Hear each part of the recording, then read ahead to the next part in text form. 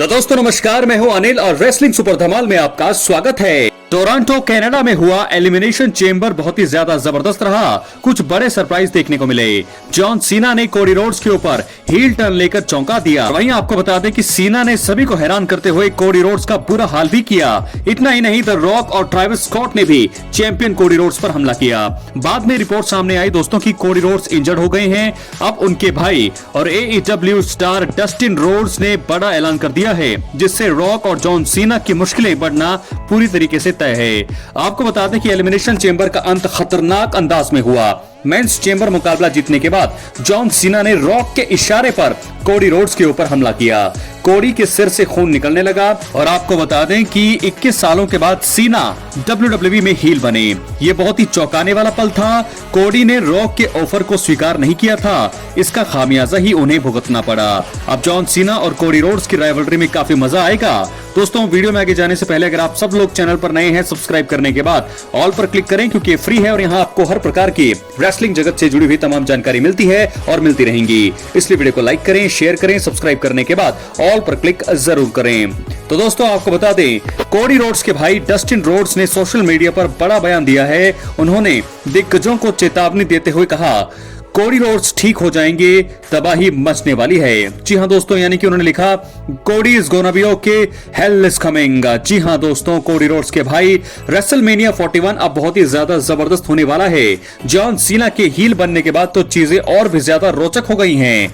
Mega event में Cody Rhodes अपनी undisputed WWE championship को जॉन सीना के खिलाफ डिफेंड करने वाले हैं। जॉन सीना अपने करियर में दोस्तों 17 टाइम वर्ल्ड चैंपियन बनने की तरफ अब बढ़ रहे हैं। उधर कोडी रोड्स बदले की भावना में होंगे। उन्हें सीना के साथ साथ रॉक से भी अपने निपटना होगा। आगे का रास्ता उनके लिए कठिन हो चुका है। और वहीं आपको बता दें, स्मैकडाउन का इस हफ्ते का एपिसोड खास होगा। जॉन सीना के हील टर्न पर कोडी रोड्स आकर अपनी बात रखेंगे। कोडी ने जरूर कोई ना कोई बड़ा प्लान अब तो बनाया होगा। वो सीना के खिलाफ आग उगल सकते हैं। सभी की नजरें उनके अगले कदम पर होंगी। वैसे कोडी रोड्स ने भी नहीं सोचा होगा कि जॉन सीना उनके खिलाफ हील टर्न लेंगे।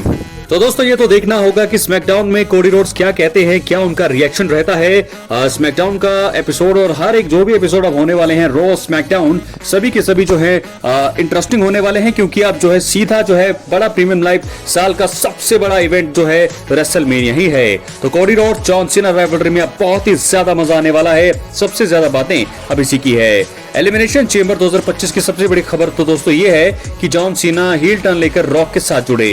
रॉक के इशारे पर ही पूरा गेम चला। कोडी रोड्स ने उनके ऑफर को स्वीकार नहीं किया तो उन्होंने जॉन सीना को अपनी तरफ कर लिया। सीना के विलन बनने के बाद पूरा WWE यूनिवर्स हिल गया। किसी को इस कारनामे पर भरोसा ही नहीं हो रहा है। रॉक ने एक बार फिर अपनी बड़ी चाल से सभी को हैरान कर दिया। खैर, इस वीडियो में हम उन 3 कारणों की भी बात करने वाले हैं दोस्तों कि क्यों रॉक ने अपने परिवार ब्लड लाइन की बजाय जॉन सीना को साथ जोड़ने का फैसला किया। इसलिए वीडियो के अंत तक बने रहें। चैनल पर नहीं है, सब्सक्राइब करने के बाद ऑल पर क्लिक करें। तो चलिए दोस्तों बढ़ते हैं वीडियो में आगे और बात करते हैं सबसे पहले कारण का, क्योंकि WWE में रोमन रेंस को कंट्रोल करना रॉक के लिए मुश्किल होता, इसलिए उन्होंने जॉन सीना को चुना। जी हाँ दोस्तों, आपको बता दें कि कोडी रोड्स को द रॉक के लिए जो काम करना था वो तो अब जो था उनकी अपनी आत्मा को बेचना।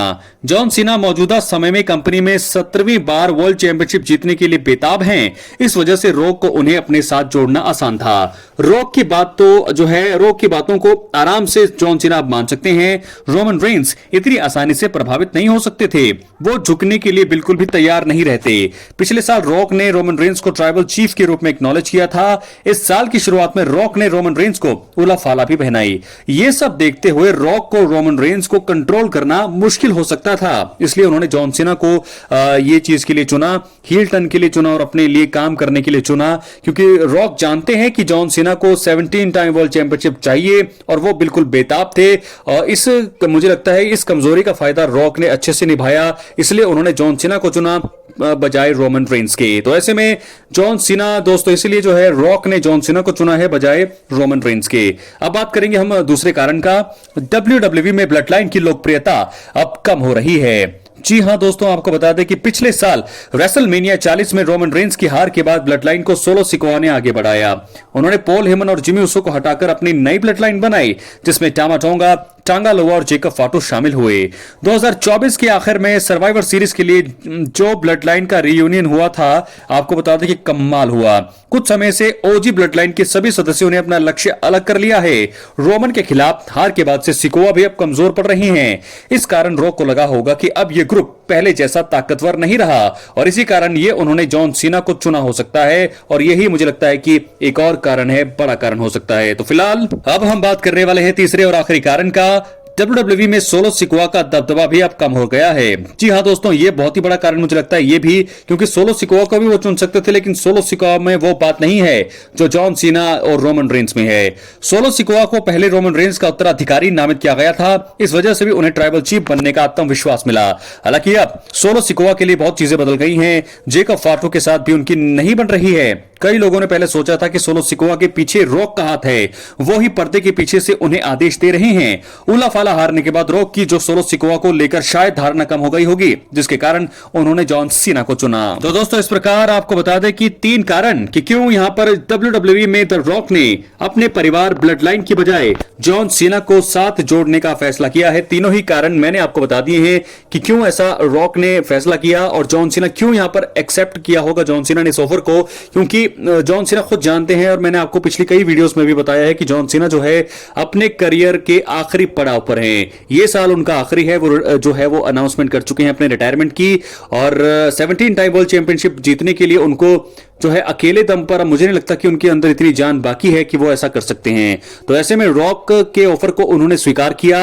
ये चीजें बहुत पहले ही हो गई थी। रॉक ने भी कहा प्रेस कॉन्फ्रेंस में कि ये चीजें जो है कैसे होंगी ये तो हमें भी नहीं पता था, लेकिन हो गई। और रॉक और जॉन सीना साथ में काम करेंगे। जॉन सीना को 17 टाइम वर्ल्ड चैंपियनशिप जीतना ही था, उन्होंने ये जिद पकड़ ली थी, लेकिन उनका जो हालिया प्रदर्शन था, अगर वो अकेले अगर अपने दम पर वो चाहते कि उन्हें 17 टाइम वर्ल्ड चैंपियनशिप मिले तो शायद ये मुश्किल नहीं हो पाता, क्योंकि रॉयल रंबल हमने देखा किस प्रकार आखिर में भी जॉन सीना बचे, लेकिन जे उसो ने उन्हें हरा दिया। इस प्रकार कॉन्फिडेंस की कमी मुझे लगता है अब जॉन सीना में साफ दिखाई देने लगी है, जिसके चलते जॉन सीना ने यह फैसला किया और रॉक के ऑफर को स्वीकार कर लिया, जिसके चलते अब रॉक के साथ अगर वो रहेंगे तो एक तरह की रॉक की जो पावर होगी उसका भी इस्तेमाल जॉन सीना को मिलेगा।